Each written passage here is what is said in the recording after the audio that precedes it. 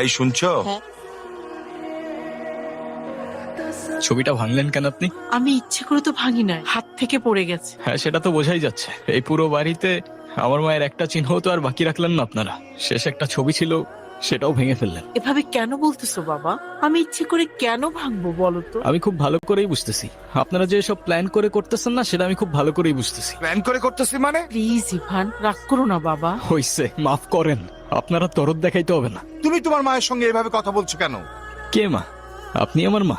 ওনাকে বলে দিয়েন যারে তারে এনে আমার মায়ের জায়গায় বসাই দিলেই সে আমার মা হয়ে যাবে। ইভান, তোমাকে কিছু না বলতে বলতেই তুমি হাতের বাইরে চলে গেছো। সামান্য একটা ভুলের জন্য এতটা বছর এরকম করা কোনো মানেই হয় না। ওনাকে বলে দিয়েন এটা কোনো সামান্য ভুল ছিল না, ইট ওয়াজ এ মার্ডার। ইভান, আপনি রাস্তার মাঝখানে দাঁড়ায় আছেন কেন? মাথায় সমস্যা নাকি আপনার? এখনই তো অ্যাক্সিডেন্ট হয়ে যেত, তারপর দোষটা হইতো আমার। আরে আজও এখনো দাঁড়ায় আছেন কেন? সরেন। সরি। নাম কি? নূপুর। এভাবে একা রাস্তায় দাঁড়িয়ে আছেন কেন? কোনো সমস্যা? আচ্ছা, আপনি কোন দিকে যাচ্ছেন? জানি না। আপনি কোথায় যাচ্ছেন? রূপগঞ্জে। আপনি চাইলে আমি আপনাকে ড্রপ করে দিতে পারি। আচ্ছা, আপনি কি পালায় আসছেন নাকি? আপনার যদি এরকম মনে হয় আপনি আমাকে নামিয়ে দিতে পারেন। আরে ধুর, কি যে বলেন না। পাকা রাস্তা, একা একটা মেয়ে মানুষ, তার উপরে আবার বিয়ের সাজে। রিস্ক তো আছে বস।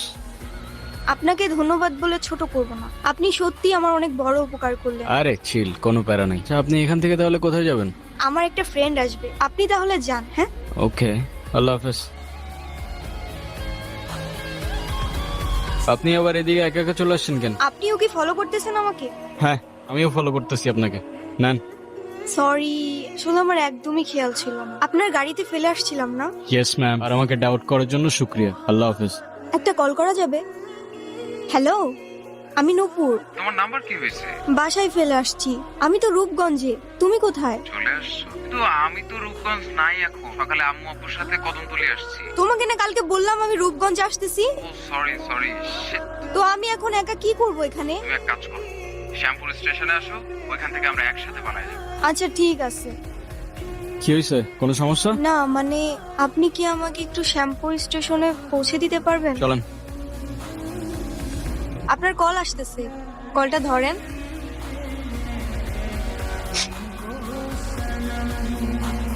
কি হলো, থামলেন কেন?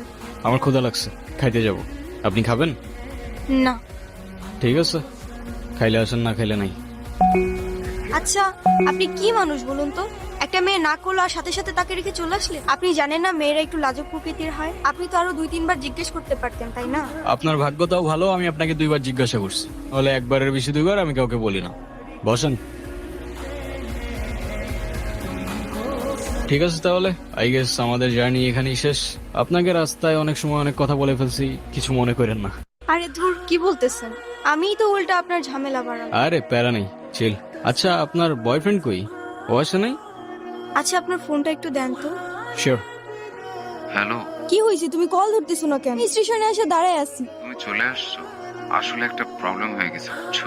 প্রবলেম মানে কি হয়েছে? আসলে দেখো, আমি বাসায় সব জানাইছি। আম্মু বলতেছে যে মেয়ের বাপ মায়ের পরিচয়টাই নাই, সেই মেয়ের আমি খবর। তুমি রাগ করো না, আসলে কিছু করার নাই। আমি আমার ফ্যামিলির কথার বাইরে যাইতে পারবো না। এই শহরের মানুষগুলোর জন্য কান্না করে লাভ নাই। মুখটা ধুয়ে ফেলেন, আর পারলে সাথে নিজের কষ্টগুলো মুছে ফেলেন। আচ্ছা, আমার সাথে বারবার কেন এমন হয় বলতে পারেন? আচ্ছা, কি হয়েছে বলেন তো? আপনি বাসায় ফিরে যান। না, আমি আর ওই বাসায় ফিরতে পারবো না, আর কখনো ফিরতে চাইও না। ফিরতে চান না মানে? মা বাবা হারানোর পর আমি আমার মামা বাড়িতেই বড় হই।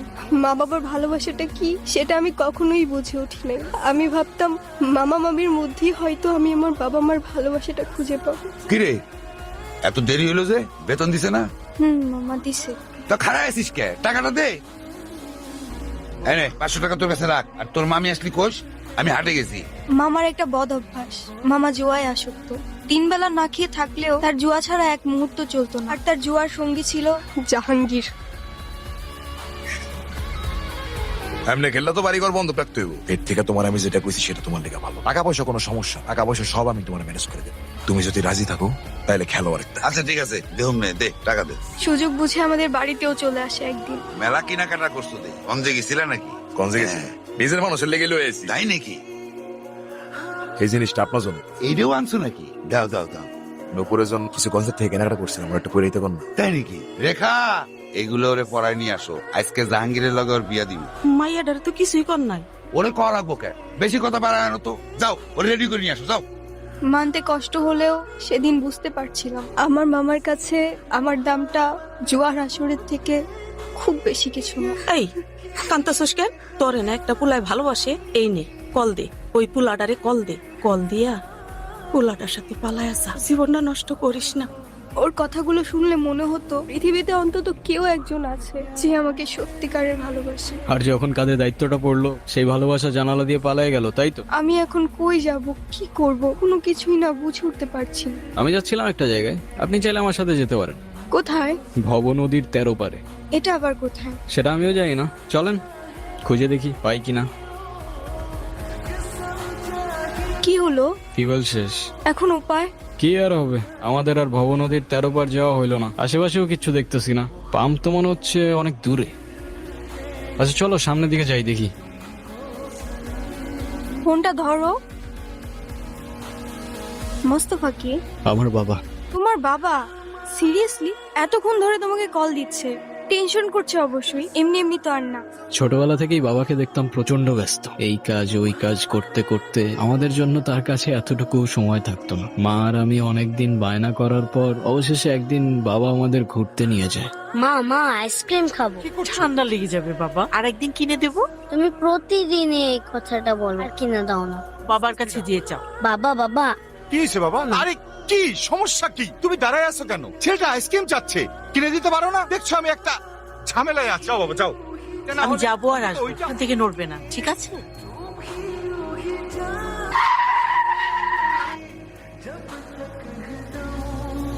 আজও যখন দিনটার কথা ভাবি, মনে হয় বাবার দেওয়া সেই সময়টা হয়তো বাবা কষ্ট করে না দিলেও পারত। সেদিন আমিও মায়ের সাথে রাস্তার ওপাশে গেলে হয়তো মা আর আমি আজও একসাথেই থাকতাম। মা যাওয়ার পর থেকে বাবা আর আমার দূরত্বটাও বাড়তে থাকে, আর শুরুটা হয় বাবার সেকেন্ড বিয়েটা দিয়ে, যেটা আমি কোনোদিনই অ্যাকসেপ্ট করতে পারিনি। নূপুর, হ্যাঁ? চলো, সকাল হয়ে গেছে। কোথায় যাব?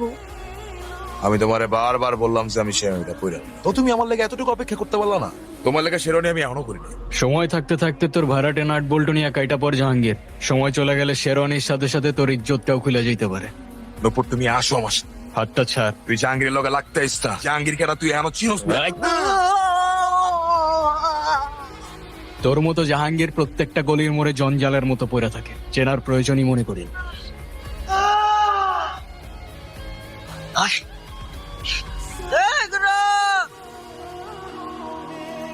ছুইটা নামা, ছুইটা নামা।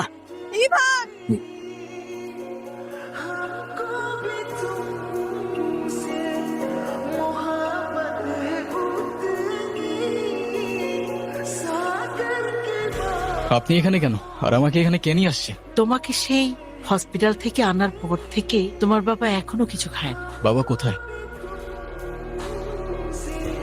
তোর এই অবস্থা কে করেছে আমাকে বল। আমি বেঁচে থাকতে আমার ছেলের গায়ে হাত দিছে এমন কলিজা এই শহরের কার আছে? বাদ দাও না। আচ্ছা নূপুর কোথায়? তুমি নূপুরকে কিভাবে চেনো? আরে ওই তো, তুই কোথায় আছিস, কি করছিস, আমাকে সব খবর দিল। তারপরে সকালে এসে তোর এই অবস্থা দেখলাম। এখন বল, তোর গায়ে কে হাত দিছে? বলেন মা কবুল। আরে বলো না কবুল, কখন বলে ফেলাইছি? বলে ফেলাও। ক মা ক। বললাম তো আমি একবার, আমি কবুল বলবো না, আমি ওনাকে বিয়ে করব না। বিয়ে করবি না মানে? করবে না মানে করবে না। তুই আবার এনেছিস? ওরে আজকে আমি। এই, তোর জবানের চেয়েও ট্রিগার ফার্স্ট চলে, একবার চেপে দিলে তোর কথা আর আমার কান পর্যন্ত পৌঁছাবে না ভাই। বাবা, এই জাহাঙ্গীর আমার সহজ সরল ভাগ্নিটারে ভয় ভীতি দেয়, আজকে বিয়ে করতে আইছে। তোমরা আইছো খুব ভালো হয়েছে। আমারে বাঁচাও বাবা, আমারে বাঁচাও। এ বাসাই, তুই আমার লোকে পটি দিতেছস? তোর ভাগ্নির সাথে বিয়ে দেওয়ার কথা বলে তুই আমার কাছ থেকে 1.5 লাখ টাকা নিছস। এর আগে কত টাকা নিছস তুই মনে আছে? টাকা কই? তুই এখন তোর ভাগ্নির লোকে আমার বিয়া দিবি আর নালে টাকা দিবি, কি করবি ক? ছি মামা, তোমার কি এতটুকু লজ্জা করে না? ছোটবেলা থেকে তোমাদেরকে আমি আমার বাবা মার জায়গায় দেখতাম, আর সেই তুমি। একটা মানুষ এতটা স্বার্থপর হয় কিভাবে? আপনার নিজের মেয়ে হলে এটা করতে পারতেন? যেই মানুষটা আপনাদের জন্য এত কষ্ট করতো, তার পরিশ্রমের সব টাকা আপনার হাতে তুলে দিত, সেই মানুষটাকে আপনারা টাকার জন্য বিক্রি করে দিচ্ছিলেন। পারেনও আপনারা। বাবা আমার ভুল হয়ে গেছে, বড় ভুল হয়ে গেছে, আমার মাফ করে দাও বাবা। আমার কাছে না, যার উপর জুলুম করছেন তার কাছে মাফ চান।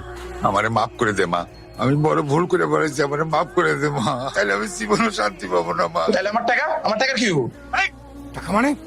টাকা মানে কি? তোর কত বড় সাহস, তুই আমার ছেলে গায়ে হাত তুলছস?